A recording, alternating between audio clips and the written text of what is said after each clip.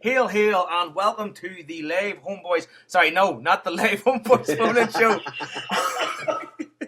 This is actually the recorded HomeBhoys phone-in show, which, for some technical glitch, nobody could hear us on Spreaker today. From my computer or Harper's computer, and we're devastated. We're going to have to do our show without callers, without any input, which may pose a few problems. But we do have special guests on tonight. Hopefully this podcast is going out to you at about 11 o'clock for the midnight shift. And we're going to have Donny O'Connor on, all the way from Texas, talking about his experience at Celtic Park. We'll be talking about Barcelona. Hopefully going to have Jim Blyth on, Celtic Griff Society. Hopefully going to have the Parrot on, talking some, unadulterated pish. And we're all going to have some fun, because the past half an hour trying to get the show live on the air has been a nightmare. So we are, of course, joined by the one and only David Harper. I'm here, man. The Queen of White Rider, Paul Largan.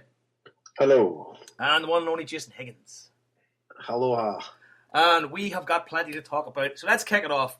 And seeing as myself and Harper only watched the game at home in front of the television. Where did you watch it? In the pub? Yeah. All right, okay, well, listen, we can argue the logistics of where you were, you know what I mean? But you weren't there, okay? End of story, you weren't there. I was there in spirit. You were there in spirit. So, Jason and Paul, do you want to give us just a quick blow-by-blow of how the day went, the game went? But before we even talk about football, or do you want to just go ahead and talk about football first? I'm easy on you go, Paul. You take it away, mate. The whole thing was just overwhelming, quite frankly. I kind of noticed after the game that when people were walking out, certainly in my section, most people were kind of silent, like they just couldn't believe what had happened at the game and stuff. And I think it really struck home to me about the Barcelona game when Kendall Reese tweeted that it was probably Celtic's best result since Lisbon.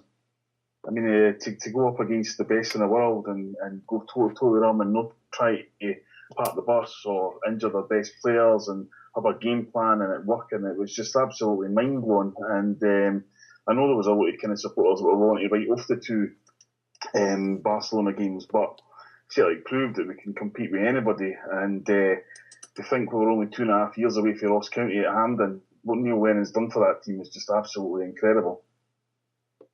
Truly? Yep. I mean, it's... do you think it's one of those things this week that everybody in European football went, whoa, hold on a second. What?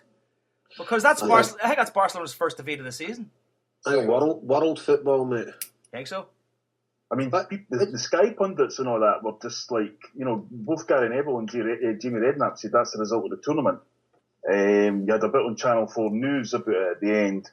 You had, obviously, Elton John phoning Neil Lennon. You had Rod Stewart talking about it on Graham Norton. I mean, this did go right across the kind of stratosphere, and I think it did definitely shake the world when people saw that result. Yeah. Absolutely. And it's, I just think, don't underestimate, this is Barcelona's best ever start in their history to a La Liga season. I think they're 12 wins and 1 draw into the season. So it's not as if they're not in good form. And Celtic were just absolutely magnificent. And by the way, we deserve to beat them. I know with the stats, I think we 34% possession or something like that, but it's immaterial. We were never looking under pressure. Fraser Foster made 3 quality saves, but I think Barcelona made 4 or 5 chances in the full game. In our 90 minutes, we made a few as well. That one that went through, Samaras didn't get in the end yet. There was another couple of half chances we had. There was the one Tony Watt was clean through. I don't know if it was a foul on Mascherano, but he's hopeless anyway, that Mascherano. And they can definitely be got at if you play them the right way. I don't know why a lot of teams in Spain don't try and adopt the tactics that we adopted, but maybe their fans wouldn't let them, or maybe it's uncouth to them. But nah, it was no bother to us. We played them in a team that cost £6 million or something, and thoroughly deserved to win. And the key to playing them is have Neil Lennon as your manager, because he outfoxed them. Make no bones about that. Right. Celtic defended in their feet. They didn't dive into anywhere. And for all Barcelona's possession, they had like 10 passes in front of our defenders. See, when it got to their 10th pass, they were no further forward than they were in their first pass. We just kept our shape and just kept pushing them out wide. And see, when they're out wide, they're ineffective because they don't cross balls into the box. So I just think it was a masterclass for Neil Lennon. It wasn't undeserved because we played the same way as we did in Barcelona. But we went into that game without 4 first-team players. Yeah. When you got to remember, Azagiri, Gary Hooper, Scott Brown, and who else? Forrest. Who else was missing? Forrest, was Hooper, Brown, Azagiri. Ronye. When you say Rogney. I know, but I'm just talking players who were injured. Samaras was half a player, if you like. It was half injured. that, But Jason, you're absolutely 100% right. I'm not a great lover in stats because, we all know, stats can be massaged to prove anything. Like, but see, when you're talking about them having, even if it was 70% possession, right, or if they completed 1,000 passes, right, if they complete 1,000 passes and they're not hurting you, it doesn't matter. If they've got 70% possession and they're not hurting you, it doesn't matter. If they're making all the passes across the middle of the park and they're not penetrating, it doesn't matter. Do you know what I mean? And you're 100% right. And do you know what? I was really impressed with this performance. I thought we'd done slightly better. And as we did say after the last game, you can always improve. Yep. We did. I thought we did more with the ball when we had it. We took our chances. We kept better possession when we did get possession this time, I think, than we did in the Nou Camp. I know it's a home game, you've got the crowd and all that, players and all that, it's a totally different thing. But I just felt that we just did do the slightly wee things. We made better judgment calls, we made better plays when we had the ball. I think that was a big plus for us. Aye, they were just, it was, as Paul says, the game was just, it was unbelievable. The atmosphere in that stadium was moving. Mm-hmm. And it was like a living, breathing organism. And it was incredible. Even I got away from work early, my mates from Ireland were tied up with a parrot, and my brothers was out for a drink with them, and then met up with a load of the boys sparring and all that. And we went to that Barcelona fan zone thing. That was all right. It was talking to a load of Barcelona fans. Every one of them had a camera with them. You know, they couldn't wait to get in for the atmosphere. Mm-hmm. And they were all very complimentary. Celtic, you know, how we make them feel welcome and stuff like that. And all very complimentary to our support in their city, you know, and how we are a different animal to the other species that sort of frequent the same city. But they were very complimentary. Celtic, no doubt about it. Before the game, they thought they were going to win. But I spoke to a couple of them like after it and the way out and stuff, and they were like just put their hands up. But it was fantastic. See when Tony Watt's goal went in, oh my God, the place just erupted. It was, and then the Green Brigade at the start. You can't put that into words. I can't wait to see it, to watch the game again, because I put the television on last week 6:30. My Sky had packed in. You're receiving no satellite signal. Can you believe it? So Sky was done for the night. Knew it wouldn't be back on until tomorrow because we're on a communal dish, right? So I says to her, we'll have to go to the pub. You know what I mean? So we're up to Sarsfield, but then that meant, of course, couldn't record the game. So I've not seen it yet, but a guy in my work has a Sky Plus and he's got a recordable DVD player. He's going to put on disc for me. And I just can't wait to watch the whole thing again, from start to finish. All the intros, the interviews, the works. And even better, he recorded it on RTE, which will be a far better watch than Sky anyway. So I can't wait, man, to watch it again. Well, I've got the Sky Sports, so I've seen clips of it and stuff like that, but I've not watched the full game again. But just being there, it was just, I've seen all the highlights and stuff, but being there, it was just, I don't know, it's probably the best game I've been in my life. I'll bring you a copy to Paul's book launch, the DVD. Aye, cheers, mate. But I don't know. I think it's maybe up there with the best games I've been in my life. Love Street for me, probably because the age I was at and stuff like that. Winning the league at Tannadice, 6-2 game. I wouldn't even think the 6-2 game's close to it. Celtic Vigo away, first time we got by Christmas, that was brilliant. Boavista, obviously, with Larson, that was different class. But this was up there with them. We've beat the best team in the world, no doubt. Yeah, I think when you look at the fact that this Barcelona team this season had won every game bar one, you know, they took 2 points all season. They had their top players out there performing, you know. I mean, Xavi was unbelievable, just trying to find that killer ball every single time. You know, they were there, and, you know, we beat them. And there was no excuse, there was no, well, what about this or what about that? The ref done this, the ref done that. The ref was probably, you know, worse for us, but we still managed to overcome that. And it makes you reach for the stars, I think. You know, sometimes boards don't want expectation levels to be that high. But, Celtic have gone out here this season and shown even the European record, 6 wins out of 8, 1 draw and 1 defeat that, came in the 94th minute. And if we hadn't drawn that game, they'd be sitting top of the group. If we had lost that game, they'd be sitting top of the group right now. I know. Yeah. And you start to think about these things, and it's just like, there's something it's mind-blowing to be in this position so quickly. Because if you think about the Martin O'Neill teams that, had the great European records and stuff, that built up through a lot of great players and big money signings and all that kind of thing. This thing's been put together effectively for the McGeady money, and now we're taking on and beating the best in the world.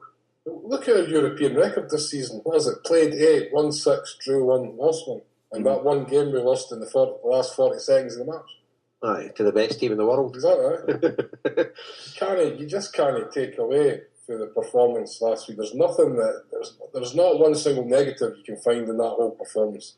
Nobody could tell me anything that was a negative in that game. A few folk will find a few negatives for yesterday, but I don't buy into that. I just think we've prioritised this season, and we've got up until Christmas to put our league form to the side, and it's all systems go to this Champions League. Every bit of energy that team's got is focused on the Champions League, and I think it's rightly so. I seen the people saying yesterday, drawing again at home in the league this is just unacceptable for the Celtic team, and you're like, no. Did you not enjoy yourself on Wednesday night? Nah. Would you have took a win against Barcelona and a draw against St Johnstone on Monday? I mean, to be honest, I thought I was expecting that yesterday. I was as well, Paul. The team was absolutely knackered. Listen, I was absolutely knackered after the game, and I was just watching it. So I was expecting that, to be honest. Joe, what about yourself? You're a wee bit quieter. I'll let you talk away. I didn't get to see the game live. I had to work at 7 o'clock till 9, so I turned my phone off and I thought, right, I'll go complete radio silence. And I managed to do it. I managed to not find out anything about the game until I got home. And as I got home, I think the game was just ending. And my dad rang, but I hung up on him. So I turned the phone off, turned the internet off, everything, and just sat there and watched the game and had a few glasses of wine and just couldn't believe it. Like, it was just sending me WhatsApps at 1 o'clock in the morning, like I'm still going to be sitting up. I was up till 3 in the morning. I wasn't in good state the next day. But I was amazing. I just couldn't believe it, and I couldn't. Everything about it, the display beforehand, it was better than anything I even expected. It was just breathtaking, and you can see the players coming out into that. That you can see the Celtic players looking around them, and they were stunned. And if that doesn't give you, enough of an adrenaline rush, enough of a boost to go out there and just give everything you have against the biggest team you'll probably ever play, well then nothing will. That introduction, that display. Even people who didn't watch the game worldwide, right? There'll be people who are just in their work, football fans. They'll be sending their YouTube clips to everybody, to women and everything. Just watch this opening minute and a half, if you like. Do you know what I mean? That display would have been all over the world because that was breathtaking, man.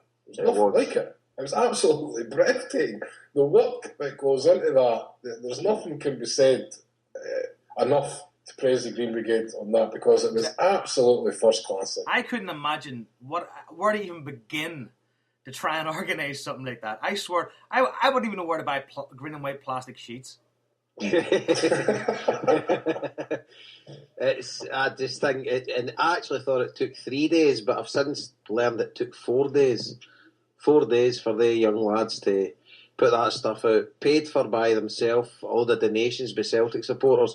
But we can maybe discuss later on the vilification of the Green Brigade by the police and stuff like that, and what these guys are putting up with week in, week out to support the football team they love.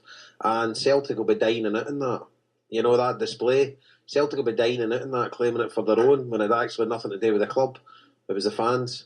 Yeah, to be honest, Jason, as you say that, I heard the guy behind me say, when the stadium announcer was saying that, he said that it's a disgrace the way Celtic are portraying this as if they'd done it all.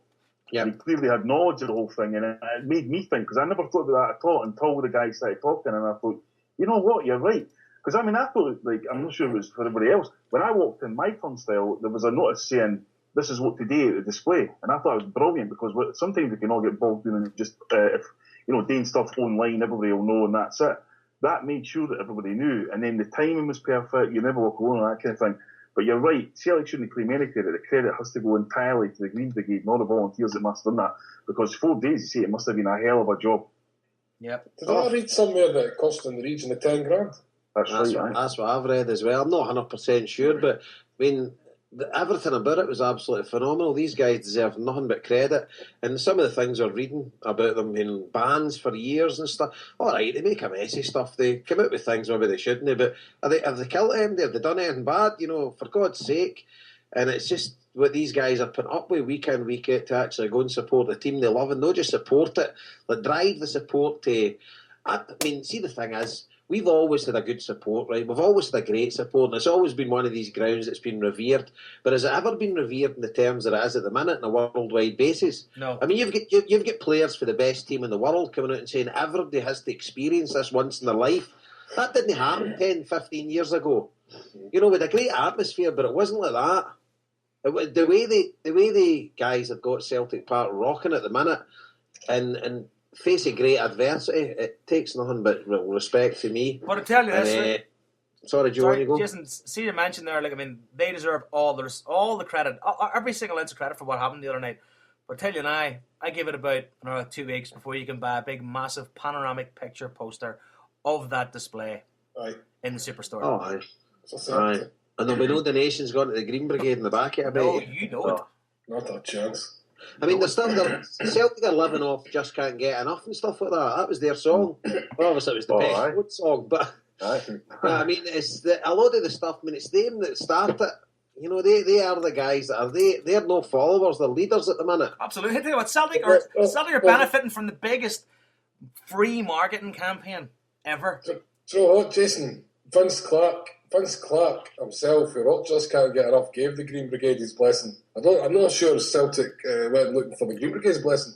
Aye, exactly. I mean, so yeah, and if you go to the club shop, that's all you read. Just can't get enough. Glasgow's green and white. Where'd they get all that stuff? The problem was there at the bottom of that T-shirt, you don't see it says "Just can't get enough money." You're damn right there, Joe. I tell you.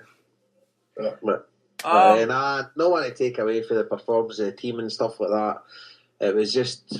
Let's start talking about some individual... I know it was a big team effort, but there was some real special individual performances. Adam Matthews, what a night for him to come in and play at left back. Me and Chris were discussing before the game. Chris from the Lost Boys, we were WhatsApping each other. And he said to the team first, and he's like, what's going to be happening there? Joe Ledley at left back.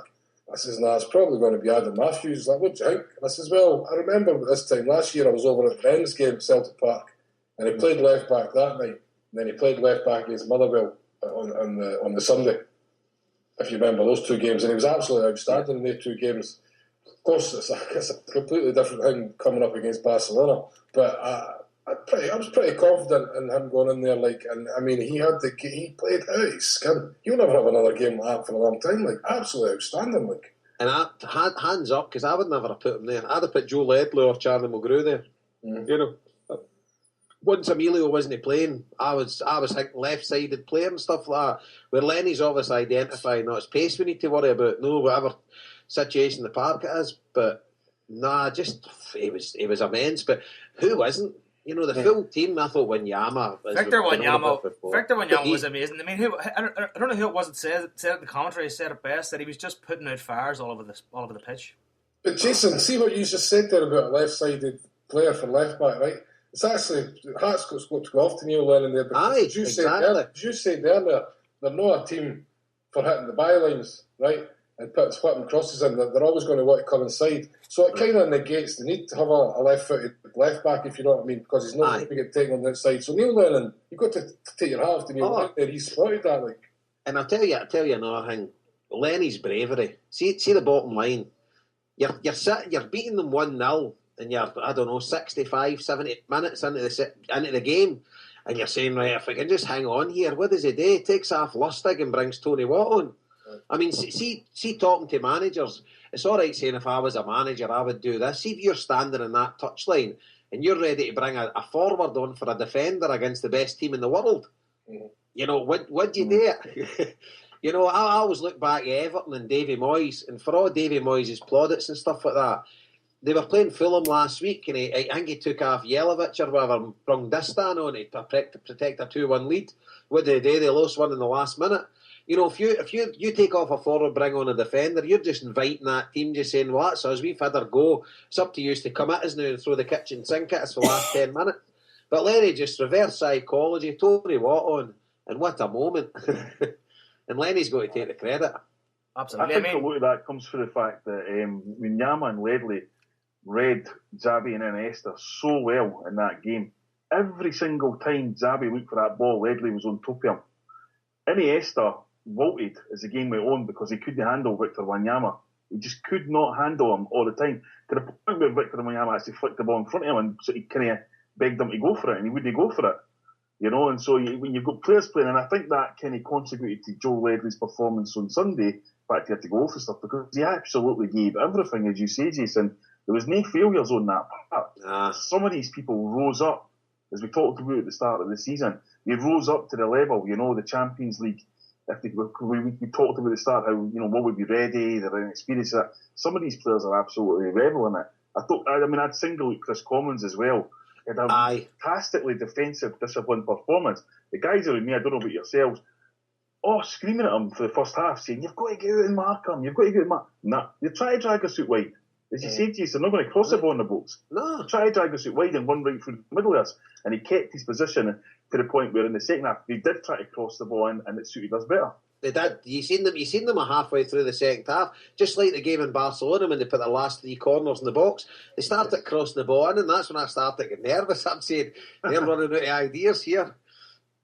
Well, yeah, the one word that you used there probably summed up a lot of the performance, and that was disciplined. Like, we stuck to the game plan from start to finish, and for such a young team to be so disciplined like that, and it goes back to as well, it wasn't just hoofing the ball anywhere when we're getting the ball. We were trying to use the possession wisely. At the last couple of minutes, it was maybe starting to get a bit just boot it in the stands and stuff like that. That happens in any game. Do you know what I mean? But in the actual 90-minute performance, before you start getting those last gasp seconds, it was a disciplined, controlled, defensive unit. Do you know what I mean? Everybody knew their job and everybody stuck to their job. There was no panicking. There was no hot toddy with the football when we got possession. That was one of the most pleasing aspects of it for me. And just, I don't know, I mean, what can you say about it?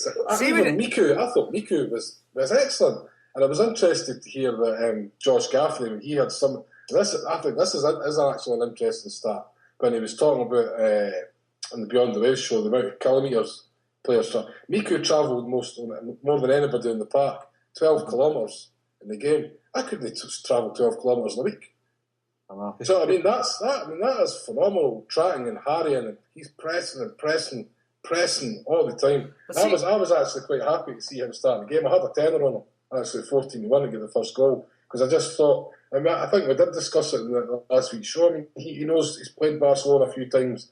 He knows how to play against them, and I thought he had an excellent performance. On top of that, although he never scored. I've been watching it. I've been rewatching the game a couple of times now on the Sky Plus, and the one thing that kept coming into my head was, I don't know if you've ever heard this, Paul. You're a fan of Jimmy McGovern, aren't you? Yes. And Jimmy McGovern had a great thing when he worked when he was working on Brookside. He said that he would get the scripts 2 days earlier than anybody else because he was willing to go and pick them up. And he said the reason he is the person he is, he says, and the reason that he succeeded, he said, because you don't have to be better than the other man, you just have to work harder than him. And that's exactly what Celtic did. They just worked harder than Barcelona. See, the thing for me is, like, the way I think about this is that the way you can't overestimate what we've done on Wednesday is, if Barcelona was to go anywhere in the world and play anybody in the world right now, I would never bet against them. No. You know, you put them up against the Premiership, Real Madrid, anybody in South America or that. I mean, they've destroyed everybody in that World Club Championship convincingly. And here we come, and, you know, we nullified them. And we could have nullified them. And the beauty of it for me is the fact that we almost done it in the new camp as well. So it wasn't a fluke, it wasn't a one-off. And then when you look at the Spartak game performance, you think, Christ, this team's fantastic, like, you know, the capabilities of this team. And if the one thing that comes with experience is consistency. And if we can bring that level of consistency into our performances, both in the SPL and in Europe, we're capable of anything. Mm-hmm. Do you know who I don't like? See that wee Messi? He's a wee prick. He can do one as far as I'm concerned. He was a prick in the first game, nothing with his backbiting and all that. And then after the game, had nothing nice to say about the Celtics winner that we were lucky and this, that, and the other. He can do one as far as I'm concerned. See all this loving people have the world with Messi like he's some sort of I don't know, like he's flawless sort of thing. He's infallible. Fizz that he can bolt. You know what I mean? Harper, can I just put in there? I just got a message here. We've got a young upstart from Boston wants to come in and talk about the game. All right. Do you want to add him in there on the Skype? Yes. He's sent me a message saying he's ready to explode. I don't know whether that's a sexual thing or... You get him on there. How much... I tell you what, I was talking to my uncle last night. I was in Belfast at a christening. And he said to me, Wanyama's a £25 million player. Right now, he said he's a £25 million player. And I don't know. I don't know whether he's worth that amount of money. But he's definitely more than 15. See, forget about all that nonsense. I know, but it's just worth talking about sometimes. I've got a 20 quid bet on with Kieran. No, Kieran, my mate for Lurgan. Mm-hmm. Yes. I've got a 20 quid bet on with him, and he says he won't go for 15 million or more. Oh, you and won I've that took the bet 15, and he says because it's Scotland they just won't get the money. I says, well, Celtic shouldn't sell. If somebody comes in with 10 million, Celtic tell them to bolt. Jason, you know the reason they will get the money is because there's going to be a lot of top teams wanting them. That's the difference. And one of these big top teams are just going to say, do you know what? There's the money. Put all the competitors out the picture. That's why we'll get the money. Manchester United have been crying out for him since Roy Keane. Aye. There was a big discussion on Soccer Saturday about that very subject, about Jeff Stelling saying to the rest of them, and they all agreed this is the type of player Man United need right now. And he's got youth on his side, but he's got experience, he's an international player, and he's got everything gone for him. And let's face it, that's chicken feed to a Premiership club paying 15 million plus for a player like. Paul, I said to my mates in Liverpool about 6 to 8 months ago, Everton should have sold Fellaini for about 30-40 million and gave us 10 million for Wanyama 6 months ago. Celtic would have bit the hand off them. You know, and I says, you've got a ready-made player there. And I says, seen 3-4 million, Everton be able to sell him for 40. So I just says, I mean, because you could see, I mean, there was how long have we been going on about this for? He's world class, that boy. Yeah, but he could play with Barcelona, no bother. Mm-hmm. You know, there's no team out there he couldn't play with. He's that good. All right, wait, no, Joe, I didn't realise I was supposed to be doing that. So I was telling you, you have to hide him in because I don't have him here. I was wondering. You'll never slag me again. I was wondering why you were asking me. I thought you said you'd send a message on Skype. See, the problem is, Harper, you thought there. That's what happened there. You stopped and you thought, and things went Why wrong. did you not just say, well, you had him in? That's exactly what I said to you. He's here. Hey, Donnie, what's happening, brother? what's up, buddy? What's going on? Too guys? bad. We're just talking about Barcelona here, and I got your message, and I was like, Danny wants to talk about the game. We're just talking about Victor Wanyama there for a second. So, I'll tell you what, things have... He's not talking about Victor Wanyama. He's want to come on and brag about all I know what he wants to come on and do. That's why I'm going to give him the chance. I'm going to set him up. I'm going to set you up here, Danny. I've been working on this now all week. Right? Oh, God. Ladies and gentlemen, welcome the Furious Fenian Fists, the Framingham Firecracker, the Boston Bruiser, the Massachusetts Mauler, the Dropkick Destroyer, the East Coast Explosion, the Ronnie Seals Cyclone, the Celtic Warrior, and the hero in hoops, Danny O'Connor. Thank you, man. I'm happy to be here. I like that. It looks like you worked hard on that one. I had nothing to do in work today, Danny. I was sitting there with a pen and pad just making shit up. So, Danny, what was your views of the game? What was your overall thoughts? What was your overall experience? How did you feel? Oh, man. I mean, where do I even start? I mean, I think number one, just going to Celtic Park by itself makes you emotional because I honestly feel like a pregnant woman since I ever left there. I'm so like emotional. I mean, I don't know what's got into me. I've caught the bug, but I mean, everything that I'm going to say is not exaggerated, and for the people who have had the opportunity to experience a match at Celtic Park will know what I'm talking about. And the people that haven't won't possibly be able to comprehend it, but maybe it will strike their interest enough to want to be part of it one day. Because, I mean, what I just experienced, honestly, in my opinion, was life changing. That's how legit it was over there. And man, I mean, how do you explain something that's indescribable in words? I mean, the whole everything, man, everything about it was just unreal. It was unreal. It really was. I mean, talk about the club itself. I mean, the organization, from the office to the staff, to the players, to the people that work security at the stadium, to the people in the pro shop. I mean, they greeted me with love and warmth and caring and open arms, like a family, like a real family. And not, I didn't meet one person that wasn't like that the whole time I was there. It made me feel so welcome and so loved. And, so blessed to be part of something more than just a soccer team, more than just a game. And, it just makes you realize that, it doesn't matter what color you are, what color your hair is, how big you are, what you do for a living. When you put the jersey on, you're automatically welcomed in that family because, I knew before how much pride it took for someone to wear that jersey. But now, seeing it with my own eyes, I'm fully aware of how much pride and what it means, to wear the hoops. And, I don't know if you've been following me on Twitter, but I've been wearing the same shirt for the last, 9 days. Yeah, I've seen it. I've been following you. Because honestly, in my opinion, it's like, you know what goes into wearing that shirt, so I don't want to take it off because it represents something. You walk a little bit taller when you wear that shirt. Your chin is a little bit higher. Your smile is a little bit bigger. You know what it represents and who it represents. And, in my opinion, you wear the hoops, and honestly, it makes me a better person wearing it, because you don't want to do anything that's going to, taint that, the passion, the love, the support. It's just like there's so many emotions running through me when I was at the match cheering. It's like I didn't know if I wanted to cry out of happiness or, I just wanted to hug the guy sitting next to me. And it's like,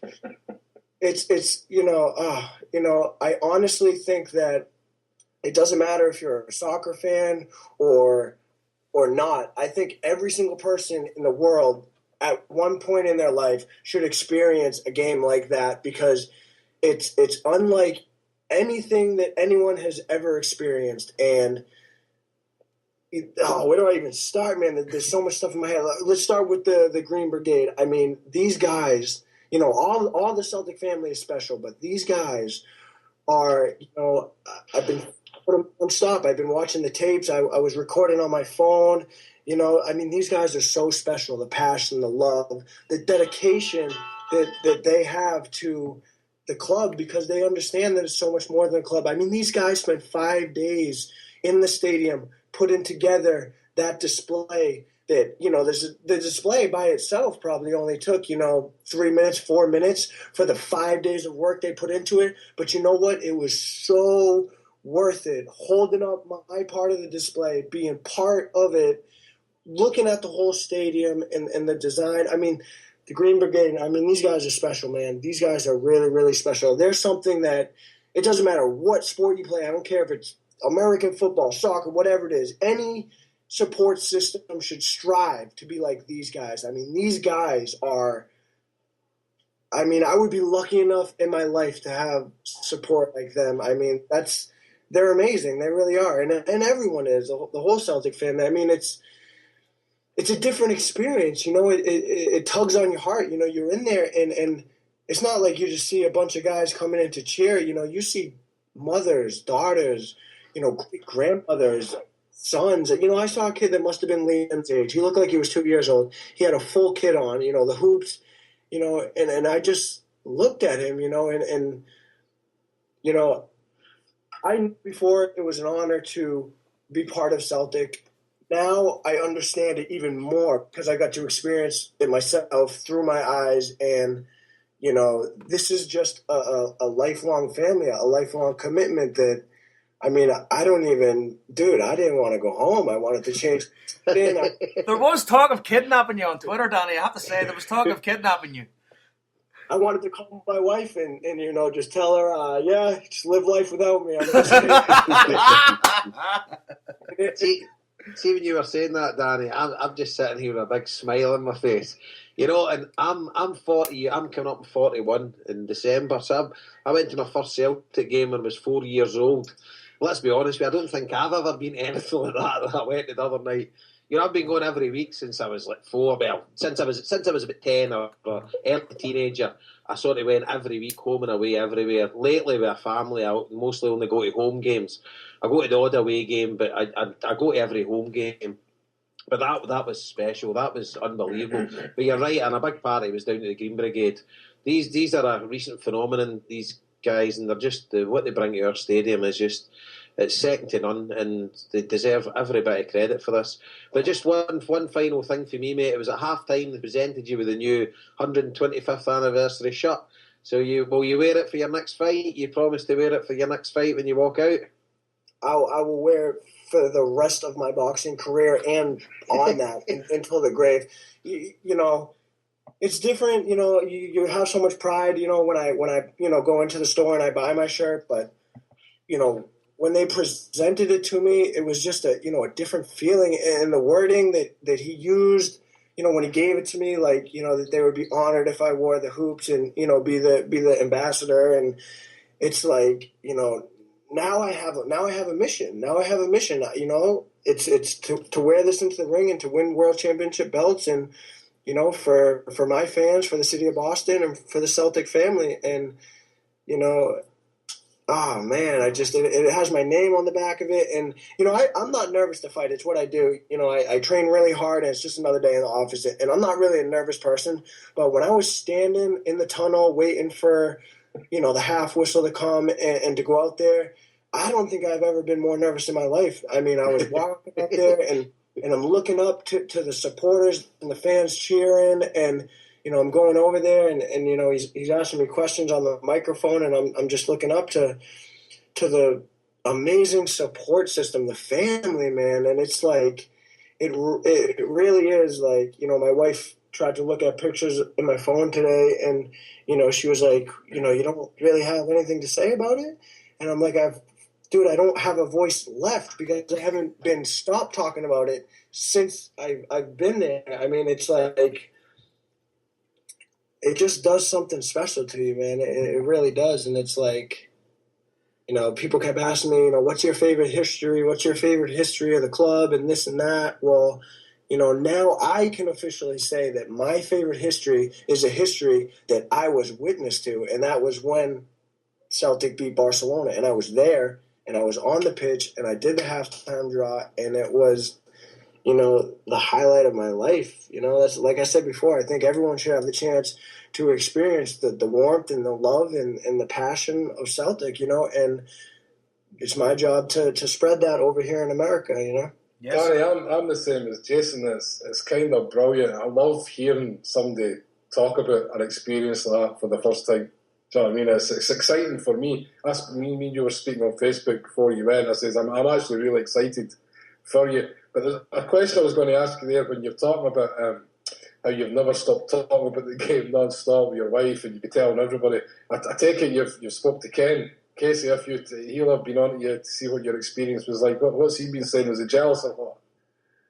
I think he is a little bit jealous, and well, let me explain this. When I said I've been talking to everyone, and I mean everyone, like, I just caught the bug from being there, and I'm talking to random strangers in the airport in Amsterdam that don't even speak English, and when they don't speak English and they let me know that, I still try talking to them by doing, like, hand signals, holding up the shirt, pointing to the Celtic badge.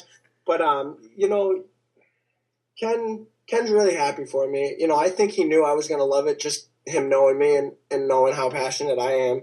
So, he has already experienced it, so I knew that he probably knew that I was going to love it. And, the bottom line is, I have to fight in Celtic Park,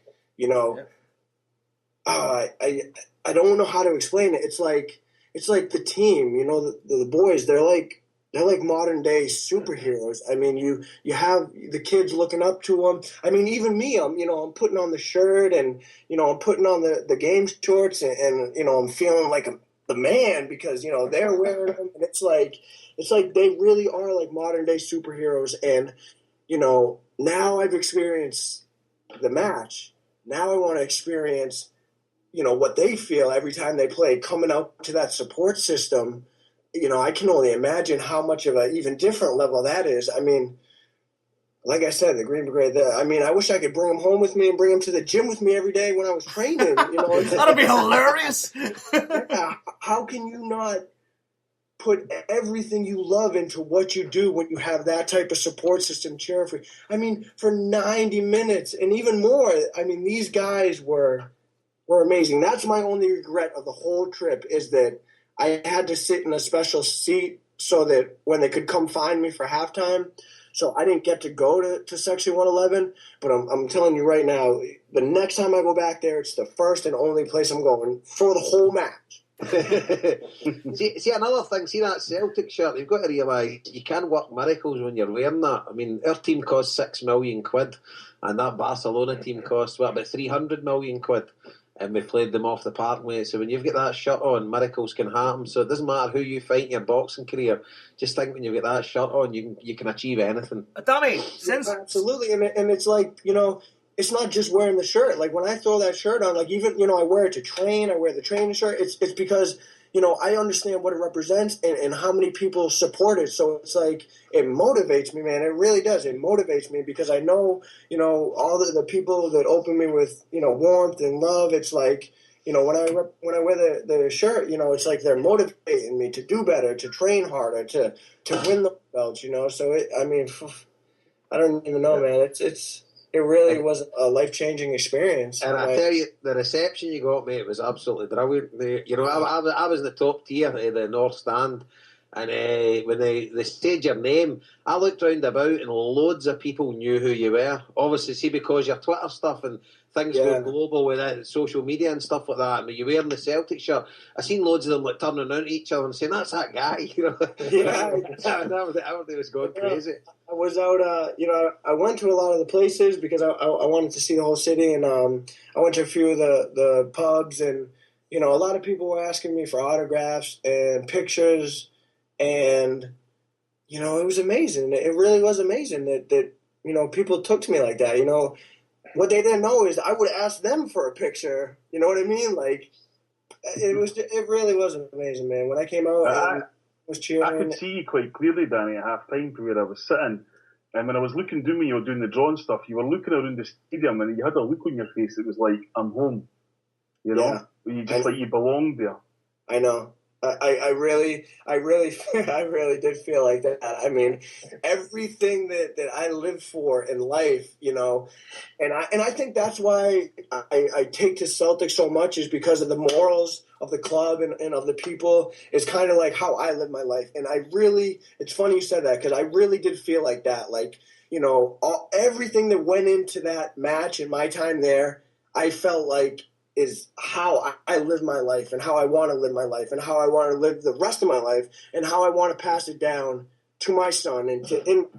I really did. That's how I felt. Fantastic. And see another thing, Danny. See, like, at the minute you're coming to see Celtic and everything's going great. This is it's Harper got a removal van in there or something. Things are, we're riding the crest of a wave at the minute, and I'm going to Lisbon on Monday, so I'm going over to the Benfica game. But we've had some dark times, the club nearly went under, and when the old Rangers team that were used to be our rivals, they were winning 9 in a row, they were probably cheating half of them with dodgy deals and stuff. But I took my youngest brother, and I took him every week home and away, every away game. And Celtic didn't even qualify for Europe then, didn't win any trophies or anything. But see those times, you still wore your shirt with pride, and you still stuck your chest out. And see anyone at work and places like that tried to belittle you, you still stood by your beliefs. And it's sort of the good times are great, but the bad times are good as well, because you've got a cause here. Celtic's a cause. And it's fantastic, mate, and welcome to the family. Thank you, man. I really am honored to be in it. I mean, it's a different type of feeling. I don't know if I've ever felt this loved. I mean, I have my own fans, and I feel loved. And don't get me wrong, I love Boston, and I love Clan O'Connor. And I just hope everyone can be put together in that. And it's just it really was a life-changing experience to come there, and I look forward to coming back like as soon as possible. Right, Danny. Sorry, Joe, my final bit. I'll let you go on. I wasn't part of the show when Paul, Harper, and Joe done your last one. And just to say, it was absolutely amazing, mate. And you're a working class hero, and you're the type of guy that everybody should aspire to. And it was a pleasure to even listen to you for these guys to get you on the show. And I just thought it was absolutely brilliant. And it's through the Celtic support. They've took you as one of their own, because you represent everything that we stand for as well. And it's a thing it's very special to us, that you haven't got any airs and graces. You don't think you're better than anybody else. You just think you're a normal guy that works really hard at what he does, and you'll get everything you deserve. And just you fit perfectly into our jigsaw puzzle. Do you know what I mean? You're one of us anyway. Even without knowing it, you were one of us. And just like the Celtic family, they'll be rooting for you big time, mate. I can assure you. And these guys will stick by you. Don't worry about that. Well said, Jay. Well done. Thank you very much. And I appreciate everything, man. I really do. And the kind words from you guys. And I have not met anybody in the Celtic family who hasn't welcomed me with open arm and love and just warmth since I've met anybody. And you don't find that type of stuff these days. That's why I said everybody should experience what I experienced, because it really is, it gives you a different outlook on life, on morals, on what's important. Yeah. Danny, since we last spoke to you, your life's been a bit of a whirlwind, obviously. We asked you where you wanted to fight the most, and you said the Boston Garden. And we asked you what else you wanted to do, and you said you wanted to go to Celtic Park to see a game. One of those things has actually happened. The other one is just about to happen. You're going to fight Derek the Surgeon Silveira. Oh my gosh, man! Listen. Oh my God, I'm ready to break this kid's jaw.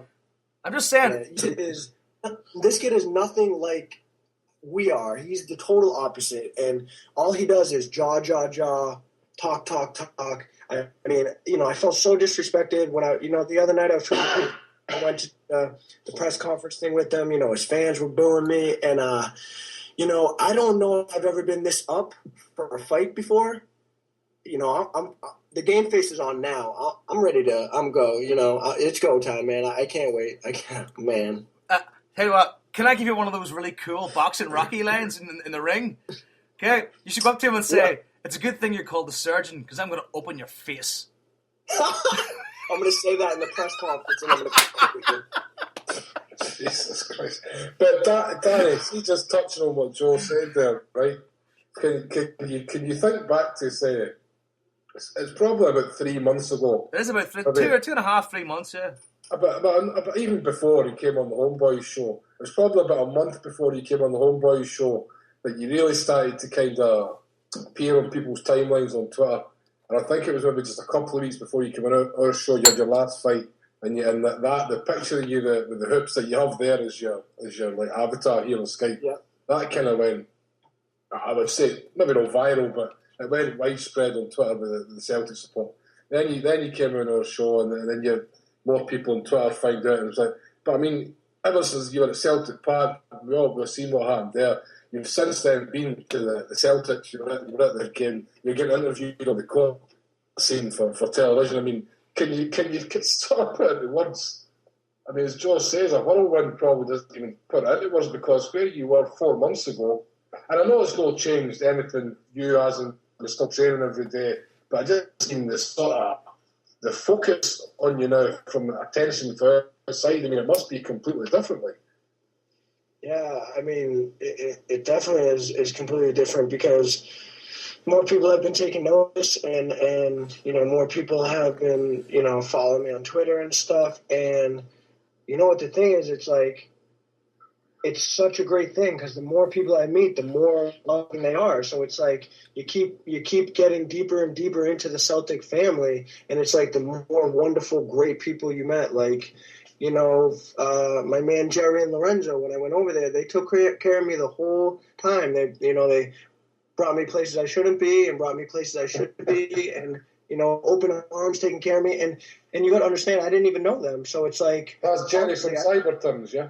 Yeah. And, he was just such a great quality guy. And, he didn't know me and I didn't know him. And he just... welcomed me in like it was a family, man. And, that's a special thing, these days to find that stuff. And that's why, I'm happy to be part of this family and happy to spread the word. And I was pretty impressed to see you training at the gym in Glasgow the morning of the game. Like. Oh, yeah. Yeah. See, you got to understand that, I try to – the reason why I'm on Twitter so much like that and Facebook and stuff is because – I also want my fans to think, to be a part of me. So everything I do, I want to share with them. It's like I want them to be involved in everything. And that's why I'm so active, with everything. But at the end of the day, you really have to do priorities. It's family and training. If I don't train and I can't fight, I can't support my family. So, as much fun as I'm having, I will always, always have that time for the gym, have my time to train, and have the time for my family, Yep.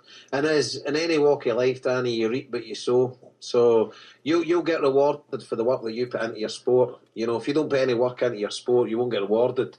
And just the same in life as well, mate. You get rewarded for what you put into your life. And obviously, the Celtic families took you on board for a reason because you're a good guy. Not just because you've got a name O'Connor and you sound like one of us. It's nothing to do with that. That helps, but it's you reap what you sow, mate. And you're a good guy, and that's why we've put you a hat. Thank you very much. Danny, it's a pleasure. I know you got to get back to training because that's what you do. It's 10 for beast mode, and I want to thank you for talking to us once again. And I think we're all kind of refreshed now to keep going with the conversation because we're all jazzed after hearing what you've said about your experience. And I gave you the bug back. Yeah, you did. Yeah. Danny, by the way, make no bones about it. See if you don't get a fight in Celtic Park, but you've got a world title fight coming up, Vegas, New York, or whatever, or Boston. We'll make sure some of the Green Brigade are there. We'll make sure we'll get something happening. A couple of us will dress up like the Green Brigade and we'll be there. I know. The Cato Foundation can bring the Green Brigade. Yeah, I mean, I think, dude, you have no idea how much I would fucking love that, dude. That would be amazing. They will fit 100% great in the Clan O'Connor section. And the other thing I wanted to ask you is, like, these guys, man, they really, like, touch me. I honestly want to become a member of the Green Brigade, but I don't know how it works. Would I be declined because obviously I'm not going to be able to make a lot of the games, or are you not even allowed to, like, it's like a secret society club. You can't even join. I'll let you into a little secret. We're going to do a podcast shortly with the Green Brigade. So it's a bit of a clandestine society. They're obviously they've got a lot of police heat on them and stuff like that for absolutely no reason, according to me. But see if we'll get Joe to send you a message, and why don't you dial in when we've got them on? You do that. Would you be on for that? Call back in. Would you be on for we're going to have them on in the next week. In the next week or so, we're going to have them on. Hopefully this week, Danny. And if you're in for it, if you're free, you can come in and talk to them. Well, I want to come in and talk to them, and I want to thank them. I mean, absolutely. I'll keep you up to date with what's happening, and you can dial into the podcast we're doing. It'll be a recorded podcast like this one, so it'll awesome. You can just dial in and talk to them. We're going to talk everything over. So. Danny, just before you go, tell everybody, I'm saying everybody, this isn't live, but everybody when we're listening back, just the details of your fight in December, when it is, the date, And I mean, is it something that I don't imagine we'll be able to get it over here while we're live? But I mean, just a few wee details about the fight, like. And anybody, because we have a lot of guys in New York who listen to this as well, who want to get tickets and stuff like that. So. Yeah, so I had some of the support from New York, asking me. I think they might make a road trip, and the Boston boys and a lot of the people, maybe even my boys here in Houston. But the details are, it's December 14th at the Boston Garden. You can buy tickets on Ticketmaster.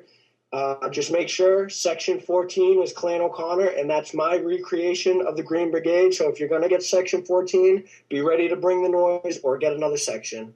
I'm fighting Derek Silveira, who is a huge punk, and I'm going to be fully ready for the fight. Trust me, I'm going to be up and ready for this fight. And the biggest thing is that I think you guys are going to be able to see it, because since the second I got home, I wanted everybody across the pond, I wanted to be able to, show what I'm passionate about, and that's boxing. So the first thing I did to Ken was, hey, we need to stream this. I need my family to see it. I want everyone to see it. And I can't say anything because I have no idea how it works. But, I did ask Celtic, the official website, if maybe they would stream it off their website, which would be brilliant if that could happen. I don't handle that stuff. I don't know what goes into all that stuff, but I won't rest until there's a way that you guys can watch it either live or delayed a few, because I know the time difference will be different or whatever. If it's on live in a network channel, we'll be able to pick it up somewhere, mate. We have powers. But I want to see you to beat the shit out of this guy, because I was saying to the lads earlier, you can't have a champion called Derek. You just can't. I mean, not with the big name like think of all the champions, Danny. Right? Think of Lennox, Muhammad, Mike, Chris, Derek. Mike's the Mike, better. Come on, Mike. Mike's alright. Oh, you put Mike Tyson. I mean, dude, when he comes to the ring, him and his whole corner wears doctor masks. The surgeon masks. Oh my God, that's gay. and they hold up a skull. Oh, yes. guy. I know, that's what I was thinking, wrestling. He comes out to the most hardcore Puerto Rican rap I've ever heard in my life. He's got a big ass nose too. I'm excited, man. I'm ready for it, man. I'm going to be up for this, training hard over here. Fantastic. We'll be following everything, the build up to the fight with great interest, and we'll get you back on after the fight, I suppose, and we'll get all the details, the celebrations, and absolutely. And we'll, of course, if you're still coming across, we'll meet you in January. Absolutely, and don't forget about the podcast with the GB, because I need to thank those guys, and not over the computer like I tried to do, like word to word. I just want to thank them for making my time at Celtic Park unbelievable. No problem, mate. You got it, mate. Not a problem, Danny. Right, take it easy, brother. Right, back to work. You, Danny. All right, buddy. Take it easy, man. Good luck. So I'm all jazzed up now. It's great to hear a guy like that, isn't it? Just hang on there, Joe. We've went from one special guest to another, and I have to thank him. He's been very patient for the last, say, 15 minutes. Who? Hanging on there. And Jim. Just jump in and shout at who? Oh, here. I can't act you. like you in the podcast, you mean? No? Have a bit of decorum, man. My God, button in.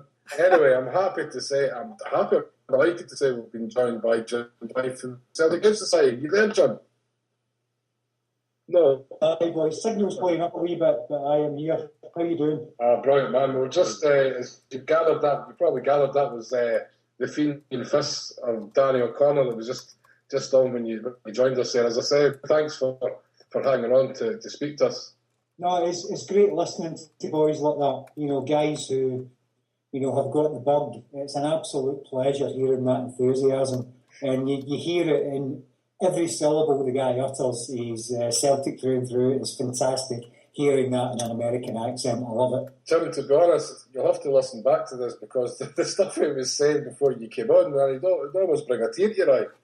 Oh, I can't wait. It's, as I say, it's great listening to boys like that. We'll have a listen to it later tonight. So, Jim, I was delighted to say that the Parrot, Steve Monaghan, we call him the Parrot, obviously, he actually said to me you were going to try and call in tonight just to kind of cover the events of last week and speak about it. And I mean, I've not seen it yet. I believe it was recorded the Celtic TV. I don't know when that's going to be available to see or if it already is, but I mean, just get us a lowdown of what happened last week. I know Paul and Jason, who are obviously on the line as well, they were there, but so Paul and Jason, you might want to jump in with Jim and add stuff on that, but just tell us a bit about last week, man.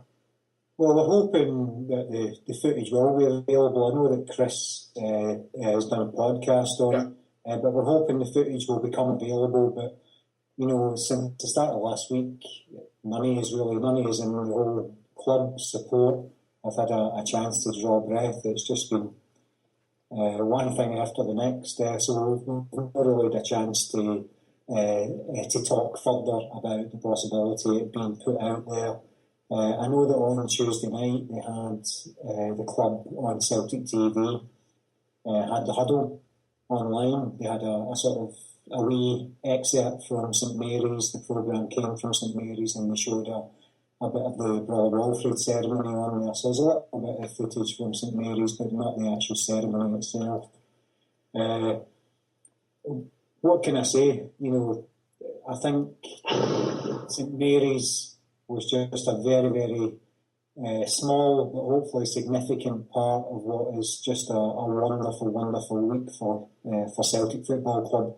And I say Celtic Football Club because that's all of us. Every sort of single one of us is a living, breathing part of Celtic Football Club. And, one thing after the next. And, if Tuesday night was careful when that display went up. It was just absolutely stunning when the boys in the park, the noise, and then seeing the worldwide reaction to Wednesday night, it was great. And then on Friday, in Lenny's press conference, Lenny said that he knew in St Mary's, he said they had a feeling that they were going to beat Barca because he felt it at St Mary's, and I thought that was a great thing, totally unprompted thing for him to say. By the way, see, Jim, when you mentioned that, it's Jason here, mate, and obviously thanks for the bottom of my heart for organising that, because it was one of the best nights of my life, and I'm not talking about the Barcelona game. The parrot actually said to me he would have gave up the Barcelona game for being there on Tuesday night, and I felt exactly the same myself, mate. It just was so special, and I just can't really put into words what it meant to, like, a lifelong Celtic fan like myself that's lived and breathed Celtic every waking day of my life. And for especially being, it's nothing to do with it, but it's like being a practising Catholic, and I go to Mass on a Sunday and stuff like that, and you've got the guilt that, see when you come back for communion and you're saying a wee prayer and you're praying for Celtic to win, you feel guilty. You're like, I shouldn't be praying about this. I should be praying about something that's sick or a member of your family or whatever, and you're like, because football isn't really important. It's a pastime to people. But see, that night it felt right, mate. And see, the prayers, everything must have been saying they've worked.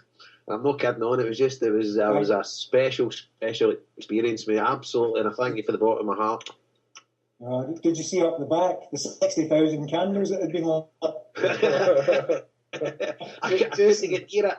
I lasted my work. Sorry, Carper, on you go. Jason, I just want to say that, and I'll let you kind of, I'll butt out because I wasn't there, but I was going to send you a message about something last Tuesday night, just as I do, on WhatsApp and that. I think it was around about 5:30, and I went, oh, he's going to be at that Mass. And I just sat and said to myself, I was supremely jealous. Maybe jealous isn't the right word, but I knew that the people who were there would appreciate the fact that you were at an actual important part of the timeline in Celtic history. That event, the few lucky ones that were there on Tuesday night were at something really, really special, something I would have loved to have attended myself. And I seen the pictures the next day. Jim, I think it was the guy in Flickr, Padmere, is it? Yeah. And the pictures really brought home to me when you seen the great and good of Celtic there, and amongst just ordinary punters like Jason and Paul and that. Well, obviously they think they're better than ordinary enough. But, no. You know what I mean. It was just, there was nobody better than anybody else there, and it was just right, as you said, and the pictures really brought it home to me, and I just wished I'd been there, but No, I can't wait to see the full service. See, for me, sorry, I'll let you speak a minute, Jim, but just for me, listen, it was totally unexpected as well. I was expecting just to go in and there was a mass and that was it. That's what I expected.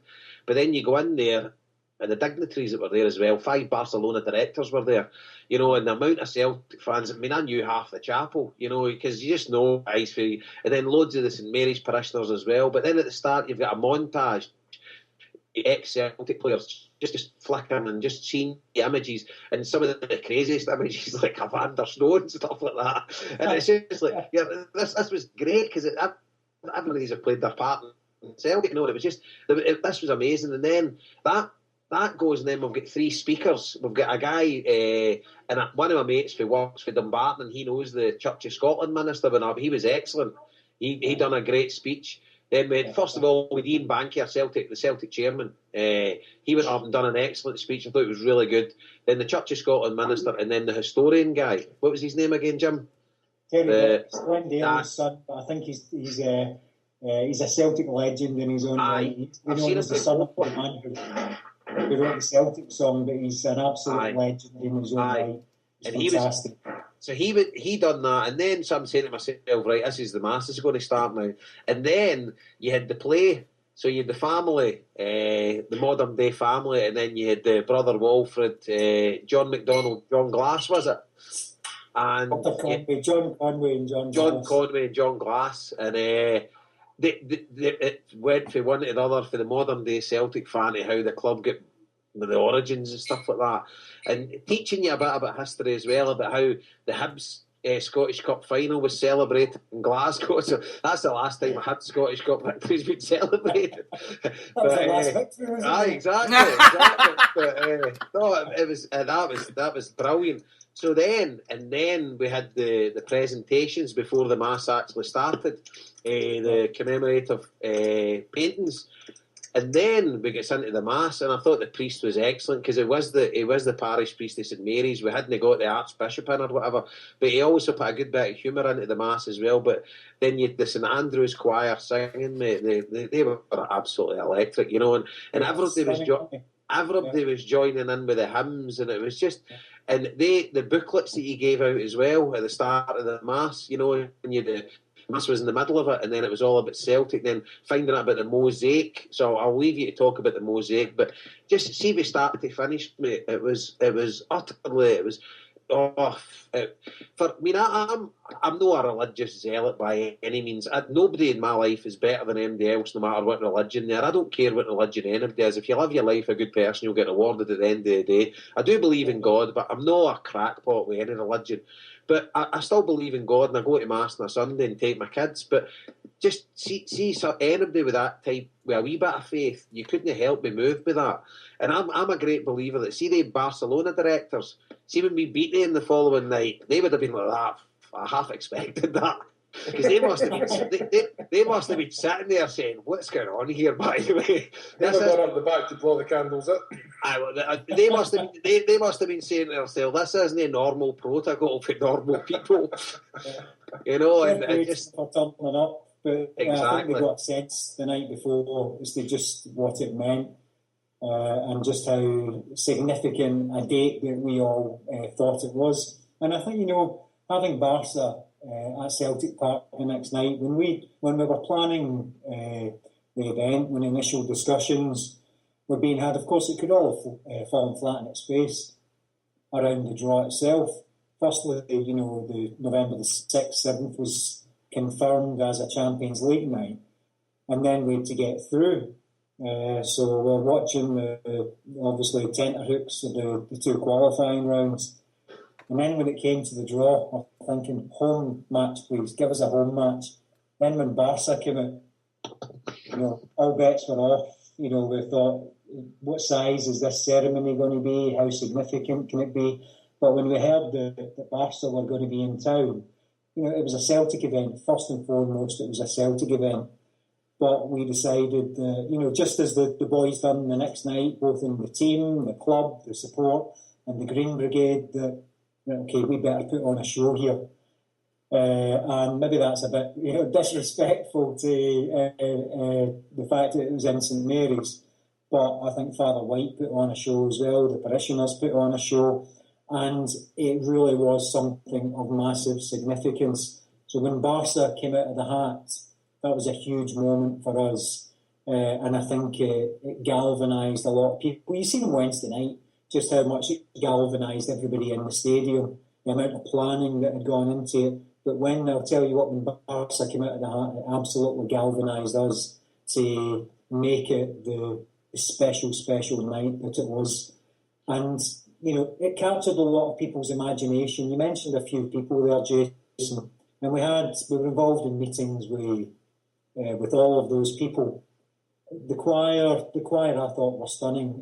One of my special moments of the night was stood at the back, sharing the order of service and the hymn sheet with the head of security, and just belting out the hymn. I've forgotten the name of the hymn, but just belting out the hymn that went to the tune of Danny Boy. Oh, it's brilliant. We don't sing that at our chapel, so I didn't know that, so I had to go with the words there. It was brilliant. But it's so, a lot of special moments in it, but I thought everybody contributed, everybody gave their time so generously. It's very, very difficult, and I won't attempt to single any one person out. We did give a big vote of thanks when we got back to Celtic Park to Terry Dick. For those who weren't there at Celtic Park, it was his birthday. It was his birthday on the 20th of September, I think. And he was born on 20th September 1950. And that was the day we played Rangers and beat them 3-2. And he's been after that programme for years. And various friends of ours managed to track it down, and we presented it to him because he's done so much for us. And his speeches really have captured the essence of the message that we wanted to put out there. So if there was one person that we wanted to thank in person that night, it was Terry, not just for what he'd done for us that night, but what he'd done for us over the previous 2 years. Sometimes it's short notice, but he really has pulled out all the stops for him. And as I said earlier, he's sometimes referred to as Glenn Daly's son. But as far as I'm concerned, he is just Terry Dick, and he's an absolute diamond. See the work he must have put into that speech, because that speech went on for a good 20 minutes, and it hit the nail on the head in every way possible. And that wasn't something that he just went in and went up with a blether. He's obviously painstakingly put that together for that specific purpose for that night. And it was brilliant. But there's one person I'd like to say more than him, and I hope I'm not speaking out of turn, but if you get the respect for that mince off the chef, that was amazing. See the mince and potatoes, bloody hell, mate, how good was that?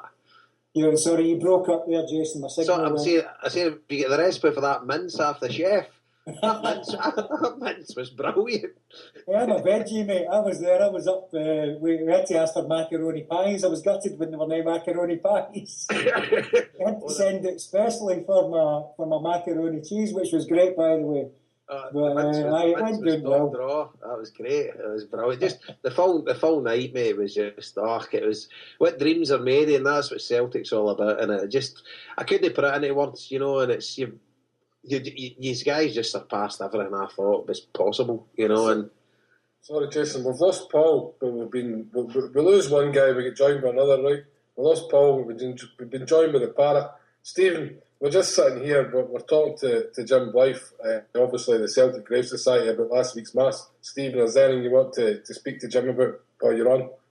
Hi Jim, guys, how you doing? I was very lucky. I met Jim afterwards back at Celtic Park. I've just come in halfway through the call there. I'd just like to reiterate what Jason was saying. I grew up maybe about 2.5 miles from the parish of St Mary's, and I was very unaware of. I knew things were very desperate in the area, but when the parish priest, I believe it was Father White, Jim, if that's right. Aye, Father Thomas, right, Father Tom. Aye.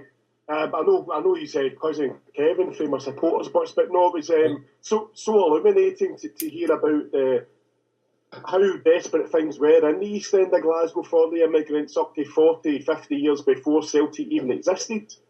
And I think it's something maybe deliberately, maybe not deliberately, like the Scottish society now will cover up is how far our culture has come on the back of what St Mary's and what Glasgow Celtic Football Club have managed to achieve over the last 125 years, you know. And, it's significant, as a society as well. We sometimes take things for granted, and I know everybody has individual choices to make. People have individual choices to make about things like immunisations, which was big news a few years ago, about where you have your child born. Do you have your child born at home? Do you have your child born in a pool? Do you have your child born in a hospital? Give some of the women, give some of the families in the 1880s the chance to have their kids born in a safe environment. Give them the chance to have their kids protected from the diseases which ravaged that community, which killed Dr. John Conway, who featured in the play, who gave, basically his life to that community. And, it shows how much we have moved on as a society. Sadly, there are still huge social problems throughout the world, but, in particular parts of Scotland and in the west of Scotland in particular. So it was maybe, no bad thing to refocus some of that particular night. But, having that put out so starkly, the ages of the priests when they died, you sometimes look upon the clergy as a protected profession, who were well fed and who were well looked after, and you heard the names. That was incredible, Jim. Yep. 23, 25, 36, 32, 20. It was really brought it home. Just the conditions that people were living in. And Dr. John Conway died when he was 35 years old, and when we looked at his story, we thought, that must have been tragic for his family. Then we looked at the names of his brothers. They're all dying at the same time. 32, 38, 33. And, it's tragic, but those were the conditions which led to the creation of our football club. And as it said in the play, that's something we can never forget. And it is great that the charitable side of the club is so strong again. Maybe it did go away for a wee while, but once Fergus was back, it's certainly a really, really important and very, very strong part of our football club, and long may that continue. Well said, Stephen, as well. And the thing that hit me home there, Jim, as well, see when they're reading out all the priests that are buried in the tombs under St Mary's, I was older than every one of them. These well, I don't think there was one in was 40. I think they were all in their 20s and early 30s. Yeah. And they came from Ireland, a lot of them, and some of them came from the north of Scotland, some were even from Glasgow. But they were the parish priests of St Mary's, and there wasn't one of them at the age of 40. Yeah. And I just found that incredible. You actually read about your history of the club and the reason why it was formed and the deprivation that was about then. And you hit the nail on the head there, Stephen. It was good point, mate, to make.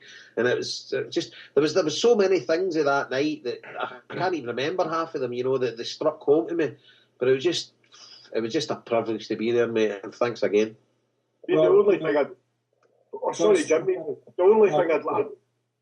thing I'd like to add, I mean, as a Glaswegian, I think the people not from Glasgow maybe not appreciate the 2 points I'm going to make is the fact that how close the actual parish and where Celtic Park, how close it is to London Road, which you take the road back, that was the original road for 500, 600 years that attached London to Scotland. So it's not as if the East End of Glasgow and St Mary's was a little village somewhere in Lanarkshire. It was right in the heart of one of the most important cities in the British Empire. Another point being is the fact that if you look at an area which isn't very nice as a Celtic fan is Bridgeton. The name Bridgeton actually comes from the town with the bridge, and it was the town of Rowaglan who paid the money to make this new settlement, which was predominantly, we all know what it is to this day still, but that bridge was built at a time when the tragedies were carrying on in St Mary's, so there was plenty of money flowing about. It was just unfortunately not going to support the communities all needed. And the only people who were supporting those communities were people like Conway, like Walford, and like the priests in the area. And it is, maybe significant that so many of them died so young, and it was a life sentence for them. As soon as you start to do your life's work in communities which were ravaged by the diseases of the day, the clock was ticking. You weren't going to live to 40. And that it really brought it home that night. But Bridgeton is a very significant area for Celtic Football Club, for the history of Celtic Football Club. Many of our directors, some of my own family lived there, came from Ireland, some from Ireland, some from the Highlands. It was a very, very strong area for the Highland Catholic community who moved to the area around about Glengarry Park. And we've done a bit of research into that area, and we'd love to have a Celtic trail from some of the significant sites, all the way from St Andrews out to Celtic Park, showing some of the significant buildings, some of the significant landmarks and places. So many of those would be in Bridgeton. We'd love to think we could put a little green plaque up somewhere, but sadly that wouldn't happen, would it? There's absolutely no chance. No. It might go up. I don't think it would stay up. No, you're right. All you've got there is Sacred Heart Chapel, which my uncle used to be the parish priest of, actually. Yeah. He's down at... well, what I'll do, Jim, I'll get in contact with you. I'm going down to our Willie's in a couple of weeks, one Sunday, and I'll see if I can pick his brain for you if he's got anything he's got know about, sort of thing. Well, there's loads we don't know about, Stephen. Believe me, on that, one of the other significant communities at the time was St Aloysius in Springburn, one of the first sort of parishes in the north of the city. And there was a Celtic director, or a Celtic founder by the name of John MacDonald. He appears in the early photos. And we've been trying to trace this guy for the past 18 months. And because the name is so common in Scotland, it's been very, very difficult. The publicity around the event at St Mary's, though, led one of his family members to get back in touch. MacDonald had been one of the founding parishioners in St Aloysius. St Aloysius had been built by the Highland Catholic community who settled either in Springburn because of the railway works or in Bridgeton. And the MacDonald figure, John MacDonald, was lost literally for over 100 years. And the publicity given to us by guys like yourselves around the 125th anniversary meant that a woman called Sarah, can't recall her second name, a woman called Sarah got in touch with us asking for tickets for the ceremony. And she said, my great-great-granddad was a man called John MacDonald. He was from Springburn. And I got a text, somebody told me this, and that brought it all home, and it made it all so worthwhile. And, we're going to be meeting up with Sarah to find out the story of her family and to maybe tell the story of John MacDonald. Because the story, for us, the Celtic story didn't start in 1967. It didn't start with Walford and then recommence in 1967 with John Thompson in between. There are so many significant figures throughout our history. And you mentioned earlier, Jason, having Evander Snow up there, and you're right. Evander Snow is part of the Celtic story. Exactly. No matter how small, and for us, it's having got into this, I don't know what my exit point's going to be. There's so many stories that we think that we have to tell. So I'll just have to get my son in trim. I think I'll get him. I'll get him doing genealogy in his first year in secondary. Jim, when can we look forward to a Celtic Grave Society podcast? Because I'll tell you, the stories you could tell, people would be enthralled to sit and listen to that kind of stuff. We've discussed it, and I've done a couple of pieces with Chris McGuigan the Lost Boys, Yeah. and we Eddie Pearson. We done the 100th podcast. Eddie Pearson was very generous and let myself and Paul wander around Albeth Cemetery for the 100th Celtic Underground podcast. One of the 3 podcasts that was the 100th, and that went down very well. I believe it was well received. Phoning in to guys like you is another way for us to get the message out, but I know the work that you guys must put into doing this every week. It's a big time commitment. It's a big commitment for you to contact people like the lads you had on earlier. Danny, was it?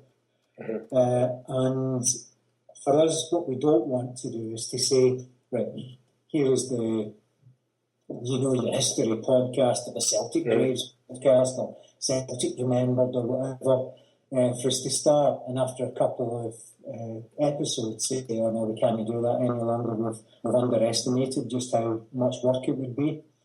So it's something we've spoken about, and it's absolutely something that we'd be interested in doing, but we have to be totally committed to it. Just like the ceremony on November the 6th, once we'd committed to St Mary's and to Celtic Football Club that this was happening, then we had to throw everything at it. And what we wouldn't want to do with a podcast is to say, yeah, we're going to do this, we're going to speak to significant figures in Celtic's history, we're going to tell the stories of people like John McDonald of Springburn, and then have to stop after a couple of podcasts because we literally don't have the time to do it. And, guys like you are realistic with us in the time it takes to set up, to broadcast all the technical issues around podcasts.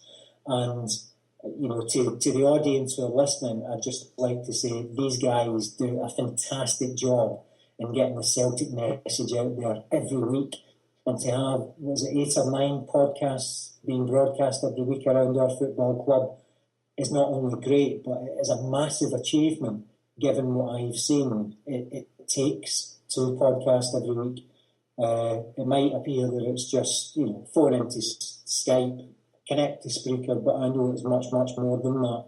And when we have properly analysed it and looked at what it would take to have this on a regular basis and that it would continue for a good couple of years, then I think it's absolutely something that we would do. We don't underestimate it, lads. Jim, until sort of maybe the time that comes to fruition, then obviously HomeBhoys will always be a vehicle for you to call in, especially, any time when anybody can call us for anybody who wants to talk about anything, but any time, like say, when you have an event coming up, to come on and talk about that player and give the history of that player and lead up to the event. We can even do a sort of wee private podcast, a HomeBhoys Extra, we call them. And it'd be absolutely no problem. Just contact any of us and we'll set that up, no bother. Because people, I can tell you right now, people absolutely love this stuff. We love listening. We do, yeah. We like everybody here. Joe's sending me messages privately here saying how brilliant. We just love listening. You talk, Jim. To people talk about the history of the but I can tell you, man, honestly, the feedback we get, and probably most of it comes to me because I run the different Twitter accounts for the Lost Boys, the HomeBhoys, and all the media, but we probably get more feedback on the stuff we have with guests, the extra podcast, and I'd say especially the Celtic Grace Society stuff, because it's something that's really captured the imagination, I think, as well, to the younger support. We didn't know anything about these guys, and they don't know anything about the history. And I don't know if the history gets passed down just as much as it used to for grandparent to grandson.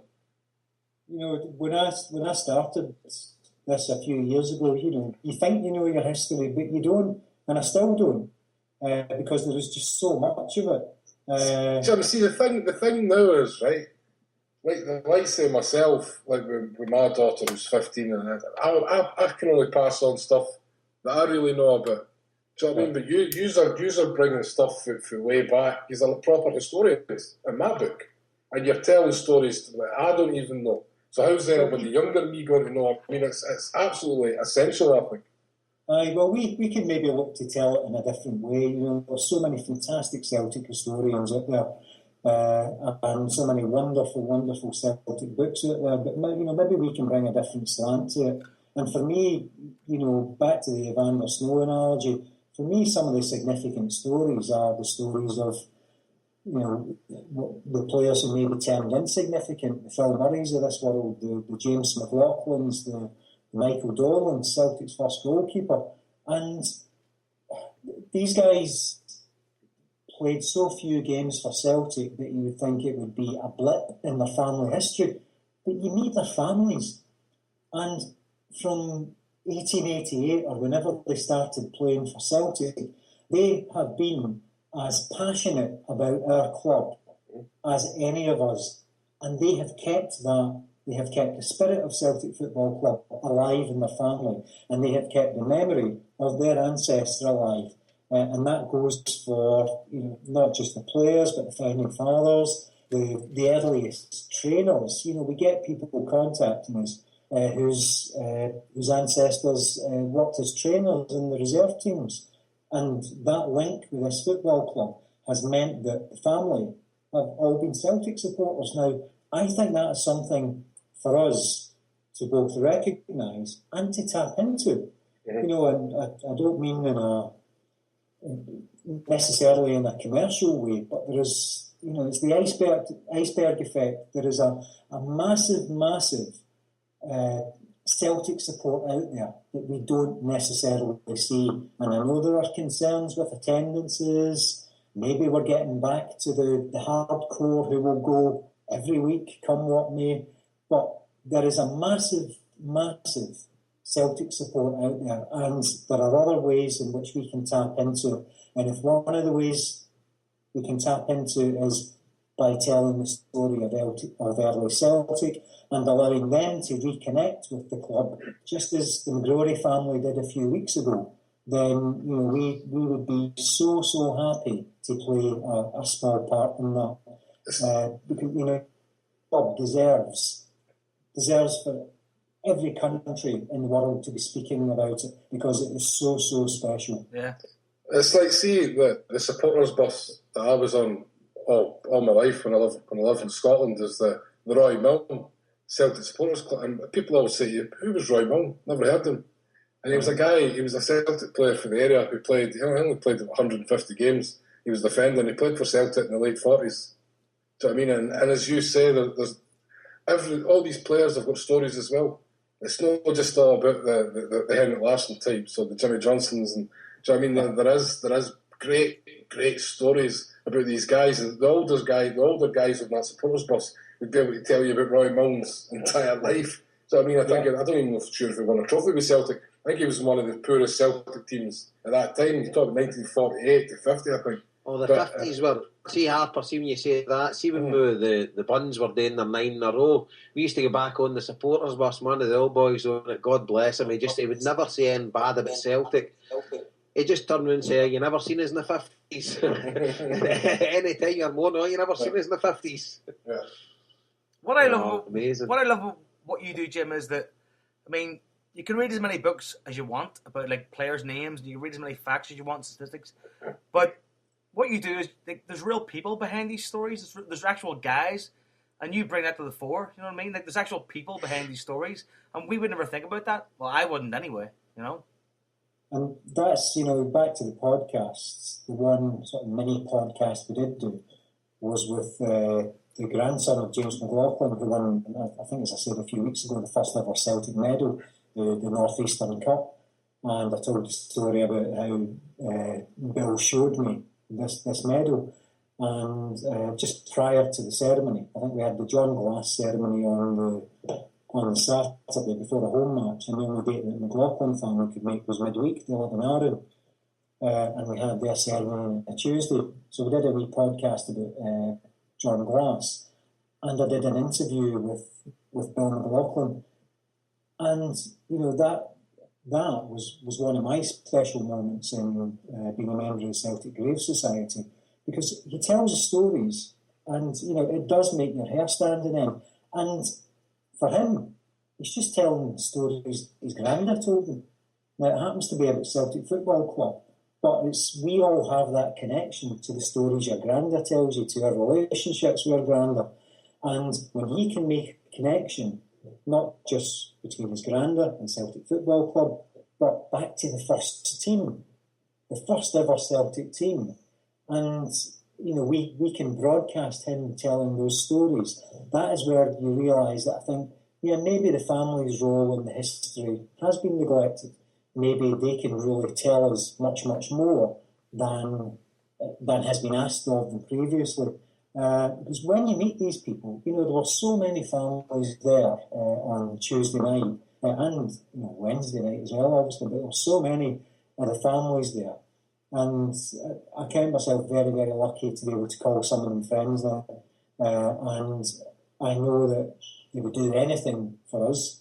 And any questions we've got about our family, they're always there for us.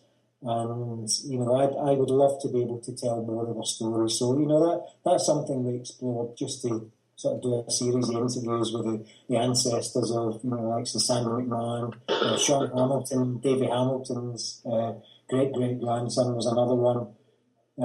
So maybe it's nice to hear that the stories are popular, and hearing them is something that goes down well amongst the support, and that you don't have to tell the big stories to be able to get the story of Celtic out there. How many have you come across, Jim, where you've thought, this would be a brilliant film? Oh, every ceremony we say that was better than the last one. But, there are... I think it comes back to us as individuals, and there's usually something in it which strikes us as individuals. So when I met Bill McLaughlin in Govan, in Perring Park to be precise, and he sort of opened his shirt collar and he pulled out this medal, I thought, there's a fantastic story. This could be a great film. But for me, my username in Celtic Minded is Phil Murray. And the story of Phil Murray, who I think it's a wonderful film. Irish family. He was born in Staffordshire, chasing the money around the mining industry, going from working on a tin mine to a shale mine to a coal mine. Plays for Celtic Football Club, plays for the local teams in the area, goes out to the States with his son, then comes back, then takes his whole family out, chasing work in Pennsylvania. Then he goes and brings his nephew and his brother out, and his nephew goes on to become head of the American TUC. Who's a massively significant figure in not just American politics, but the American war effort. He basically got the miners and the steel workers of the Second World War behind the war effort, and he made sure that they maximised production for the forces. And in the background is this man, Phil Murray, who played for Celtic. And we tracked down, I'm in contact, again, I don't quite know if I could call them friends, but we've been invited a number of times to the Murray family reunion. And Pat Murray, and I think Pat's in Pittsburgh, Pat gave us access to some of the family memorabilia, and he emailed a photo of Phil, and he also emailed an interview where Phil Murray, the trade unionist, was talking about Phil Murray, his uncle, who was the Celtic player, who brought him out to the States. And Phil Murray, the trade unionist, spoke in a broad Blantyre accent, and he used to say that in interviews that, I speak in this accent because my Uncle Phil won't let me speak in any other accent. And any time I go over and play football with the rest of the Murray family, then, we go and have a big family get-together and we have a kickabout. And this is a boy from Blantyre whose uncle, Phil Murray, played for Celtic. And then when you dig down further and you read about, some of the huge industrial unrest in the American coal mines in the 1920s, the walkouts, the police brutality, And, I was active in the miners' strike in the 80s, and so much of this struck a chord with me. So much of it. And in terms of the film, I've said, yep, I want to be an extra in the film. But Jim, that's my role. But Jim, you saying that, that automatically strikes me as an extension of the ethos of Celtic, without even blinking. It's just like that's probably what attracted you to it in the first place. The fact that, oh my God, this guy did something that Celtic was geared towards doing. Justice, good justice, working class justice. Yep. And and they've got this massively strong family unit. And I mentioned earlier about the families being lifelong Tims. The Murrays went out there in when it was 1895, 1896 was the original time Phil Murray went to the States. We came across in Phil Murray the trade unionists' personal papers, which are held in somewhere like University of Pittsburgh. They have the Phil Murray collection. And we were looking through just to see if there was anything in there. And he's got 3 photos. And there's a photo of Willie Maley in there. So that's got a copy of it. So the Murray family moved to the States in the 1890s. And they followed Celtic all the way through. And when you speak to Pat Murray now, the Murray family have, he's got nephews who walk about in the hoops. And you think... you suddenly make the link and you realise that, the marketing of this club, isn't a new phenomenon. This club has been marketed by people passing on the stories for generation after generation after generation. Yeah. And when you meet these people, lads, it'd be great to get one of them on one day. The stories they tell are so, so special. I'd love to get a few of them round the table, just sort of comparing stories. But, we don't know these stories beforehand. That's the beauty of it too, that we discover this. And, it's like one of those Disney films, you open a book and you get this magical world suddenly appearing before you. It's wonderful, and it's an absolute joy to be a part of it. And at times, it is a big commitment. But, when you uncover this, it really is a thing to behold, and it fires you up for the next one, to be honest. We look at, okay, that was a wonderful story. Who else's story can we tell? And, we aim in the future, we're obviously taking a step back after last week. We'll be present at Paul's book launch, and I'm maybe thinking of doing something early in the day, maybe at Dalbeth. However, we'll have a look, and one of the things we're keen to do is to see how we can get guys in other parts of Britain and Ireland and the States, people throughout the world involved in some of the future commemorations. We'd love to be able to do that. Amazing, Jim. I think I speak for all of us when I say that, in future, 125 years from now, I think a lot of the history that is remembered Celtic Griff Society will definitely be a bridge to a world that may have been lost. You know what I mean? Yeah. When things get older and technology takes over, 100 years from now, people will remember Celtic Griff Society, and they will remember Celtic, and they will remember Willie Maley, and remember all these people, and guys who no one remembers, but thanks to you, they'll be remembered. I'm talking about this. We've also got technology which allows us to find, the Pittsburgh Post in 1942. Remember a couple of years ago we asked for some help in finding where Phil Murray was buried, and the only evidence they had was the fact that Google had archived all of the editions of the Pittsburgh Post from 1915 all the way through to the 60s. So we asked for help with the online Celtic community to go through every edition, and we got about 30 or 40 guys one weekend, each taking 1 year. And we found Phil Murray. We found when he died in the late 40s.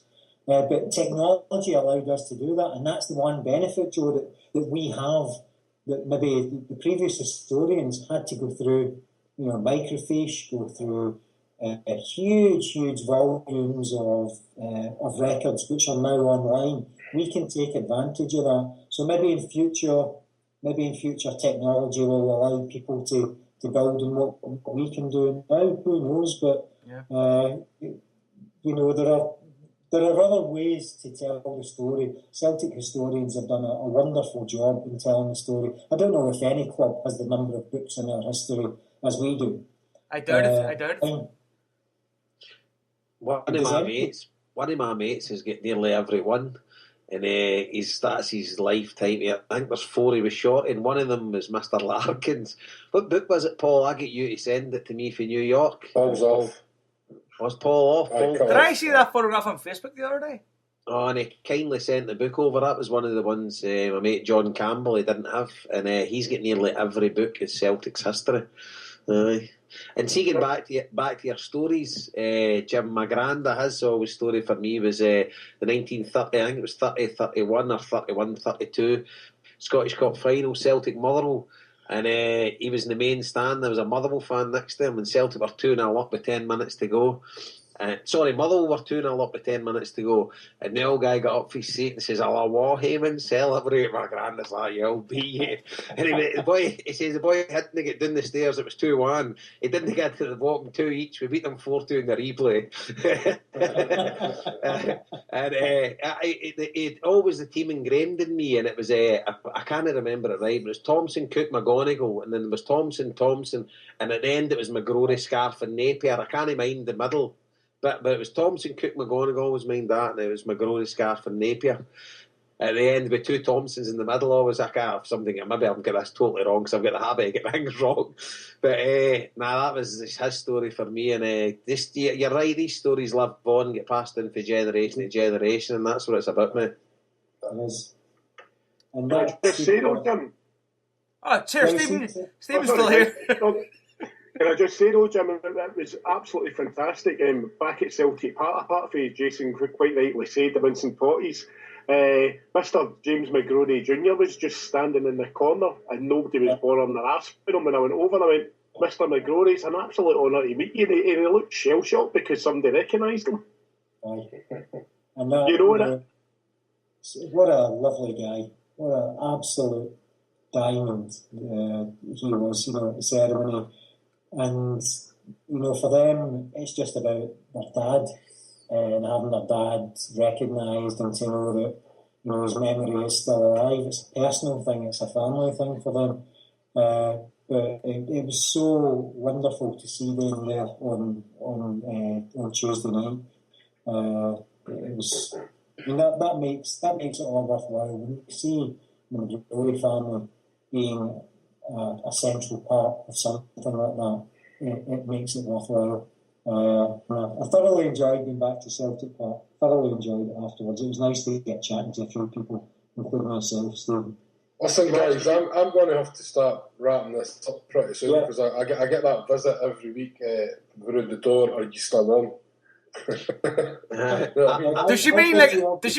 Are you still on the line? Are you still on for her? I've just had it as well for Linda. Don't worry about it. Jim, I didn't know. I knew the Celtic Grave Society were going to be represented at Paul's book launch. I wasn't sure. I'm delighted that you're going to be there then, so I can meet you in person. We'll get a quick chat on the night. I'm looking forward to that. Hello. Hello? Still there? Back now. Right.